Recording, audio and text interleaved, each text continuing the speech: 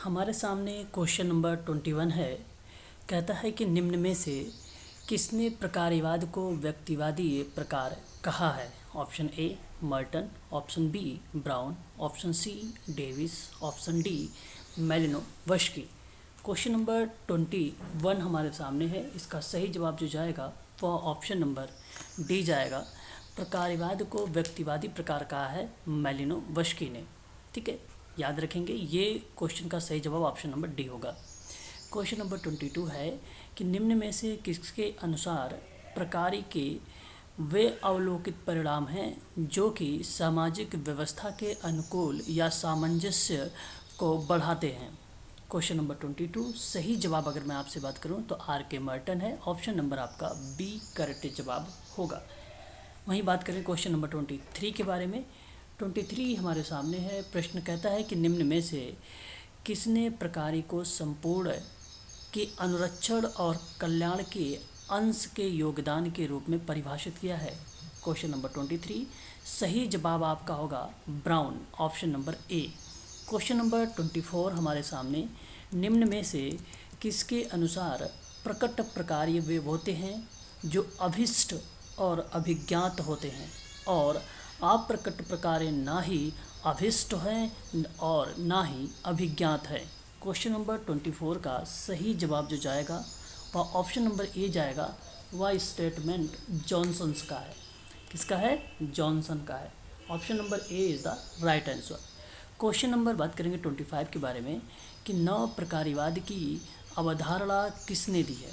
Question number 25 सही जवाब अगर जाएगा तो कोहेन ने दिया है। ध्यान रखेंगे आप सभी लोग, नौ प्रकार्यवाद की अवधारणा कोहेन ने दिया है। ऑप्शन नंबर आपका सी करेक्ट हो जाएगा।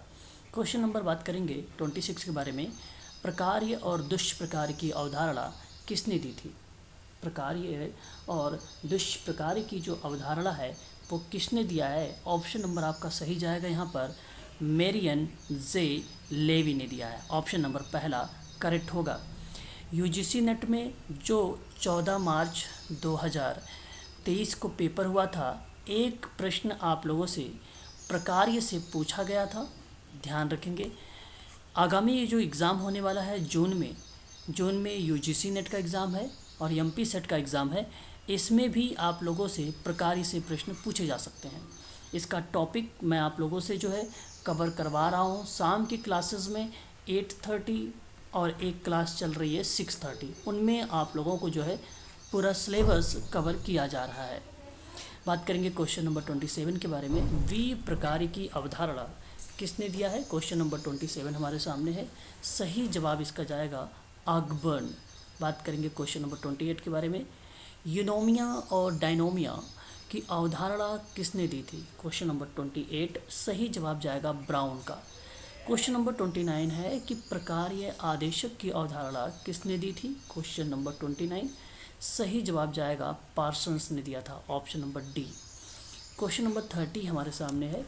निम्न में से कौन सी एक टी पार्सन्स द्वारा यथा प्रतिपादित सामाजिक क्रिया प्रणालियों के सामान्य सिद्धांत का भाग नहीं है। क्वेश्चन नंबर 30 हमारे सामने है। क्रियाकर्ता स्थिति प्रणाली में एक प्रक्रिया जो कि यही पार्ट नहीं है। ऑप्शन आपका करेक्ट हो जाएगा पहला वाला। 30 का ऑप्शन नंबर ए जाएगा। इन्होंने कहा है पार्सन्स के द्वारा यथा प्रतिपादित सामाजिक क्रिया प्रणालियों के सामान्य सिद्धांत का भाग नहीं होता है। जो क्रियाकर्ता स्थिति प्रणाली में एक प्रक्रिया के पार्ट में भूमिका नहीं है। इस बात को ध्यान रखेंगे। पहला ही ऑप्शन करेक्ट जाएगा। भौतिक पदार्थ जिसको अहम ईगो की क्रिया के साधन के रूप में दर्शाए या दशाएं के रूप में आता है, ये आपका सही रहेगा। इंद्रियानुभाविक सात्यों के रूप में भौतिक पदार्थ की अहम के साथ अन्योन्य क्रिया होती है, ये भी सही रहेगा आपका क्योंकि ये पार्ट हैं। और फिर क्रिया के पादों एवं वस्तुपरक संसार का सामाजिक भौतिक सांस्कृतिक रूप में वर्गीकृत किया जाता है, ये भी पार्ट आपका माना जाएगा। क्वेश्चन नंबर 31 हम बात करते हैं। 31 नंबर का सवाल हमारे सामने आ चुका है। सही जवाब आपको बताना है कि निम्न में से किसके अनुसार संस्कृति वह साधन है जिसके द्वारा मनुष्य अपने शारीरिक और मानसिक और अंतिम रूप में बौद्धिक अस्तित्व को बनाए रखने में सफल होता है। ऑप्शन आपका सही जाएगा मेलिनोवस्की का। Option number B is the right answer. Question number 32 हमारे सामने है कि निम्न में से किसने उद्विकासवाद, प्रसारवाद, ऐतिहासिकवाद के विरोध में अपने सांस्कृतिक प्रकार की अवधारणा का प्रतिपादन किया था। 32 सही जवाब जाएगा आप लोगों का यहाँ पे अगर हम बात करेंगे तो ऑप्शन नंबर डी जाएगा मेलिनोवस्की का नाम। बात करेंगे क्वेश्चन नंबर 33 के बारे में। The division of labour in society नामक एक पुस्तक है। इस पुस्तक के लेखक का नाम कौन है आपको बताना है। 33 का सही जवाब जाएगा Ismail Durkheim. Option number C. बात करेंगे 34 के बारे में। The rulers of sociological method नामक पुस्तक के लेखक कौन हैं। 34 का सही जवाब जाएगा इस्माइल दुर्खेम यानी option number D. Question number 35 है निम्न में से किसने समाज को एक जीवधारी की भांति माना है। सही जवाब Ismail Durkheim option number B. बात करेंगे क्वेश्चन नंबर 36 निम्न में से किसने मूल्य मैतक पर अधिक बल दिया है। 36 का सही जवाब होगा Talcott Parsons option number D. Question number बात करेंगे 37 के बारे में कि निम्न में से किसने प्रतिस्पर्धा के परिवर्तित रूप को संघर्ष कहा है। 37 का सही जवाब जाएगा ऑप्शन नंबर बी। याद रखेंगे ये सारे के सारे प्रश्न जो है इम्पॉर्टेंट है। मैं आपको बता दूं यूजीसी नेट और एमपी सेट सोशल वर्क की जो है ऑनलाइन क्लासेस आप लोगों को अवेलेबल यानी उपलब्ध कराई जा रही है।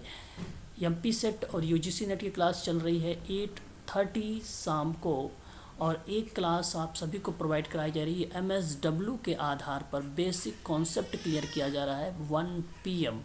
वहीं अगर हम एक बात करें एक क्लास आपकी एमपी पीएससी की चलाई जा रही है जिसकी टाइमिंग रखी गई है 6:30 PM और आपको यहाँ पे पढ़ना है एमपी पीएससी को किस तरीके से समाज कार्य को रिलेट करते हुए समाज शास्त्र को पढ़ना है ना।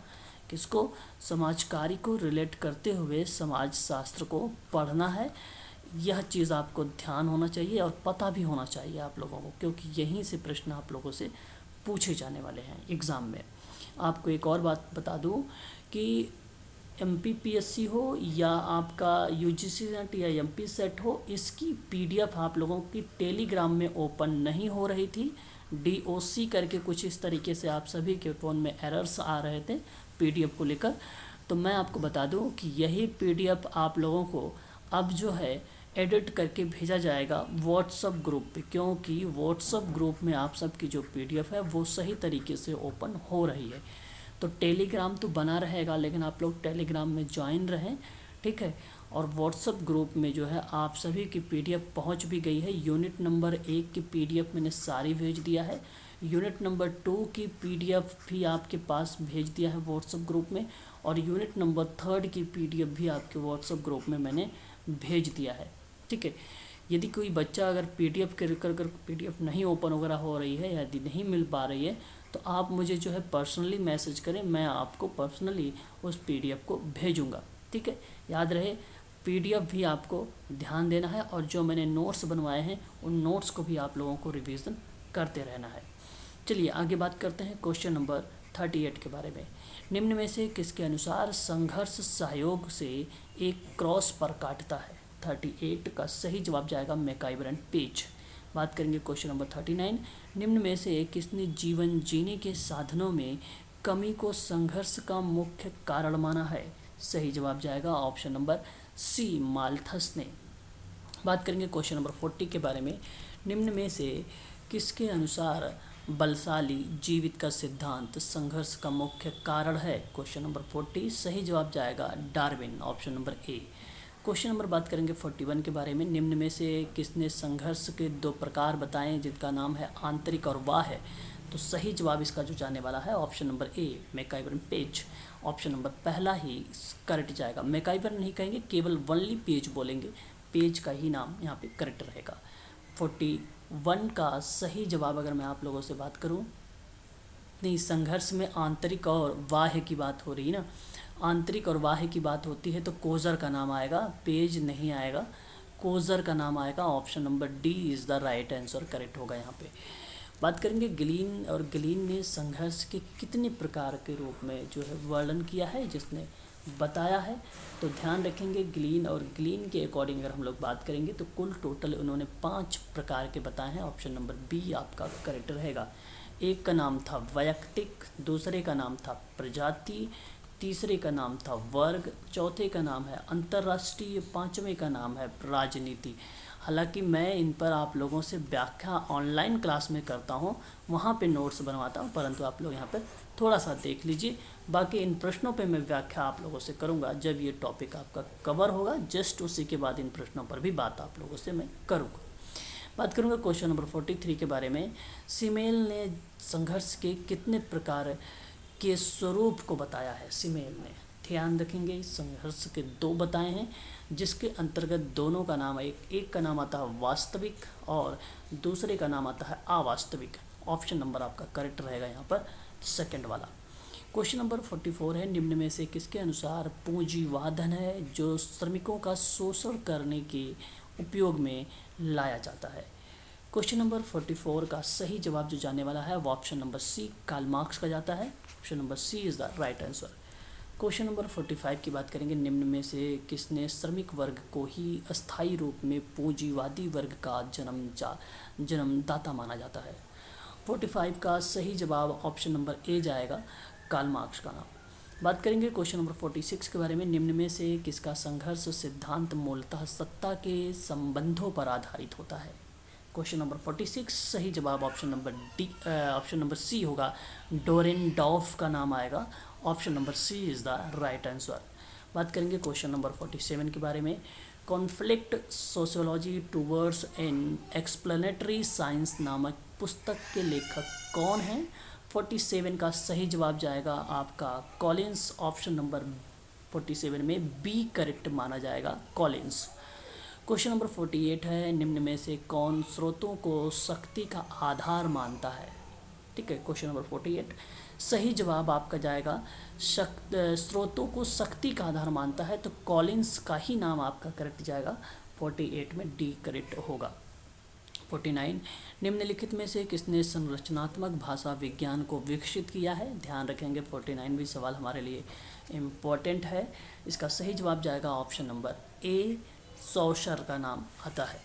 बात करेंगे नेक्स्ट सवाल के बारे में, ये भी इम्पॉर्टेंट सवाल है। ऐसे प्रश्नों में आप सभी लोगों को कथन को अगर याद करना है तो ट्रिक के रूप में याद करें। जैसे मैं आप लोगों को नोट्स बनवाता हूँ, उस नोट्स में कीवर्ड्स लिखवाता हूँ, उन कीवर्ड्स को आप लोग जो है ध्यान में रखा करें, उन्हीं को नोट्स में बनाया करें।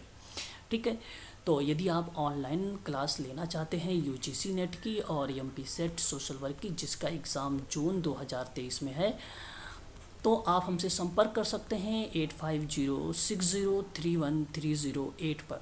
कॉल भी कर सकते हो और व्हाट्सएप के माध्यम से जानकारी यहाँ पर प्राप्त भी कर सकते हो। यदि आपको यूजीसी नेट का एग्ज़ाम क्रैक करना है सोशल वर्क में, या एमपी सेट सोशल वर्क का एग्ज़ाम क्रैक करना है, तो मैं आपको बता दूं, इन दोनों का एग्ज़ाम जैसे ही आपका क्रैक होगा उसके बाद आप एमपी पीएससी का फॉर्म भी अप्लाई कर सकते हैं, क्योंकि इसकी डेट बढ़ा दी गई है, जुलाई कर दिया गया है। अब आप आसानी से फॉर्म को भी फिल कर सकते हैं। ठीक है, क्योंकि एमपी सेट का तो आपको पता हो चुका है कि इसका तो 4 जून को ही इसका तो एग्ज़ाम है, और यूजीसी नेट का आपको मालूम है कि ये 12 जून से एग्ज़ाम जो है इसका शुरुआत हो जाएगा, 12-13 से, और ये 22-23 जून तक इसका एग्ज़ाम होगा। ठीक है, ध्यान रखेंगे आप सभी लोग। इम्पॉर्टेंट ये जो है डेट है, डेट के साथ साथ आप लोगों को प्रश्नों को भी ध्यान रखना पड़ेगा। एग्ज़ाम में किस तरीके से प्रश्न आते हैं इनको समझना ज़रूरी है आप लोगों के लिए। अगर आप सही तरीके से समझ कर जाएंगे तभी आप एग्ज़ाम को क्रैक कर पाएंगे। अदरवाइज़ अगर आपको कॉन्सेप्ट क्लियर ही नहीं है, ये चीज़ें पता ही नहीं है, तो जैसे कि पेपर दे के जब बच्चे आते हैं तो बड़े ही एक्साइटेड होते हैं कि हमारा हो जाएगा। जैसा कि आप लोगों ने देखा कि जो अभी मार्च में एग्ज़ाम हुआ, पेपर बहुत सरल आया हुआ था, जिसमें बच्चे बड़े एक्साइटेड हुए है ना। बहुत बच्चों का कमेंट मैंने भी सीन किया था अपने वो चैनल पर, तो बच्चे कह रहे थे बहुत अच्छा नंबर आया हुआ है। परंतु जैसे ही रिज़ल्ट आता है उसके बाद तो आप सबको पता ही है कि कट ऑफ क्या गई और क्या रहा निष्कर्ष, क्या रहा रिज़ल्ट, है ना। ये बात आप अच्छी तरीके से रूबरू हैं। कारण यही है कि कहीं ना कहीं आप जो है उन कॉन्सेप्ट को समझ नहीं पा रहे हैं कि इस प्रश्न का सही जवाब क्या जाना चाहिए। जब आप सही तरीके से पढ़ेंगे तभी आप एग्ज़ाम को क्रैक कर पाएंगे, अन्यथा या अदरवाइज़ आप यूजीसी नेट देते जाइए इसी तरीके से और आप ऐसे डिस्क्वालीफाइड होते रहेंगे। बट आप कॉन्सेप्ट को सही तरीके से क्लियर करें, ठीक है। उन चीज़ों को पढ़ने का प्रयास करें, क्या चीज़ें इंपॉर्टेंट है इसमें, क्या चीज़ें हमें ध्यान देना चाहिए, ठीक है। याद रखिए, जल्द से जल्द अगर आपको जॉब पानी है तो इसके लिए आपको इन दोनों एग्ज़ाम को क्रैक करना चाहिए, या एक यूजीसी नेट और एक सेट का एग्ज़ाम। चलिए बात करते हैं क्वेश्चन नंबर 50 के बारे में। देखिए हमारे सामने 50 नंबर का सवाल है और इम्पॉर्टेंट सवाल है। यहाँ पर भी मैं आप लोगों से कहूँ, कीवर्ड्स आप चाहते हो बना सकते हैं, कौन कौन से इम्पॉर्टेंट हो सकते हैं। कार्ल मार्क्स ने कहा है कि मानव स्वभाव से मूलतः ना तो बुरा है ना ही अच्छा है, कार्ल मार्क्स का ही नाम आता है।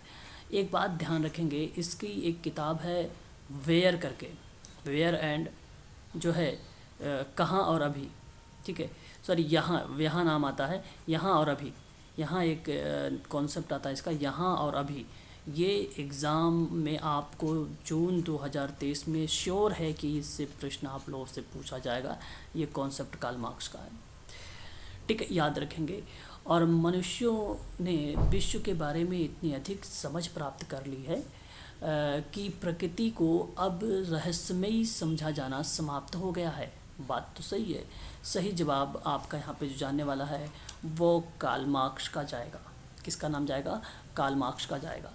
मनुष्य असीमित इच्छाओं वाले प्राणी होते हैं, ये बात आपको पता है। इस्माइल दुर्खिम कहते हैं ये बात। और मनुष्य पूर्व निर्धारित विशेष नैसर्गिक गुणों के साथ पैदा नहीं होते हैं जैसे कि दूसरे प्राणी होते हैं, ये बात टालकाट पार्सन्स ने कही है। तो ना तो बुरा ना तो अच्छा, कार्ल मार्क्स का नाम कीवर्ड्स है ये। और प्रवृत्ति, जहाँ पे अगर हम बात करें रहस्यमयी समझना समाप्त हो गया है, रहस्यमयी समझना समाप्त हो गया है, किसको समझना समाप्त हो गया है? तो ध्यान रखिएगा, प्रकृति को। तो नाम आता है दुर्खिम। जब बात होती है मनुष्य असीमित इच्छाओं का वाला प्राणी होता है, ये बात आप अच्छे तरीके से जानते हैं। जो नौकरशाही की बात करता है, प्रोटेस्टेंट की बात करता है, वो मैक्स वेबर का नाम आता है। जब हम बात करते हैं कि मनुष्य पूर्व निर्धारित यानी एक प्रकार से नैसर्गिक गुणों के साथ पैदा नहीं होता है जैसे कि दूसरे प्राणी होते हैं, यह बात कहने वाला टाटकर पार्सन्स है। और मूल्य मैतक्य के जो कॉन्सेप्ट है, काफ़ी फेमस पर्सन है टालकाट पार्सन्स, ठीक है। याद रखिएगा, ऑप्शन नंबर यहाँ पर जो गया है वो सेकंड वाला सही माना जाएगा। वेरी वेरी मोस्ट इम्पॉर्टेंट सवाल आपके सामने, सामूहिक प्रतिनिधान की अगर मैं आप लोगों से बात करूँ, बहुत इंपॉर्टेंट सवाल है। इस प्रश्न को IMP करिएगा, आप ध्यान रखेंगे। इस पर डबल स्टार लगा रहा हूँ, एग्ज़ाम में आप लोगों से ये प्रश्न देखने को मिल भी सकता है, ठीक है। अगर मैं आपसे बात करूँ सामूहिक प्रतिनिधान के बारे में, इस्माइल दुर्खिम का नाम आता है। आदर्श प्रारूप की बात करेंगे तो मैक्स वेबर का नाम आता है। लुकिंग ऑफ ग्लास, जिसको आप आत्मदर्पण का सिद्धांत कहते हैं, कोले का नाम आता है। ये समाजीकरण का जब मैं सिद्धांत पढ़ाऊँगा तो वहाँ पर इन सभी प्रारूपों और सिद्धांतों के बारे में जिक्र करूँगा। चेतनात्मक संस्कृति की बात करूँगा तो सेरोकिन का नाम आता है। और जब हम बात करते हैं सामूहिक या सामाजिक परिवर्तन की बात, तब वहाँ पर जिक्र किसका नाम आता है? ऑगबर्न का नाम आता है। Social change 1922। तो सही जवाब यहाँ पर जो गया है ऑप्शन नंबर सी करेक्ट गया है, ठीक है। देखिए, इन सब के बारे में आप सबको जो है पता होना चाहिए। काफ़ी इंपॉर्टेंट कॉन्सेप्ट होते हैं ये सारे के सारे, किसके द्वारा दिए गए हैं और पेपर में यही पूछा जाता है, ठीक है। तो क्वेश्चन नंबर 52 का आप लोग जो है मुझे कमेंट करेंगे और नेक्स्ट सवाल में मैं आप लोगों से नेक्स्ट वीडियो में आप लोगों को इसके प्रश्नों का उत्तर भी मैं आपको बताऊँगा, ठीक है। तो आज के लिए बस इतना ही रखिए। यदि आप समाज कार्य में ऑनलाइन क्लास लेना चाहते हैं तो आप हमसे संपर्क कर सकते हैं 8506031308 पर। ध्यान रहे, UGC नेट सोशल वर्क के बच्चे याद हमें संपर्क करेंगे और MP सेट सोशल वर्क के बच्चे भी संपर्क कर सकते हैं। साथ ही साथ अगर आप MPPSC सोशोलॉजी, जहाँ पे अलाइड सब्जेक्ट सोशल वर्क किया गया है, अगर ऐसे बच्चे अगर हमसे संपर्क करना चाहते हैं, इसकी ऑनलाइन क्लासेस शुरुआत हो चुकी है, पहला यूनिट हो चुका है, बाकी अभी 9 यूनिट है। पहला यूनिट पे अभी प्रोसेस, यानी आज अगर हम बात करें तो शिक्षा पर बात होने वाली है आज की क्लास में, तो हमसे संपर्क कर सकते हैं। ठीक है, शाम को ध्यान रखिएगा आप सभी लोग, ये जो शाम की क्लासेस हैं सारी शाम की क्लासेस हैं, एक क्लासेस 1 PM पे आफ्टरनून में रखी गई है। ठीक है, अधिक जानकारी के लिए नंबर दिया गया है, आप संपर्क कर सकते हैं। ठीक है, चलिए आज के लिए बस इतना ही।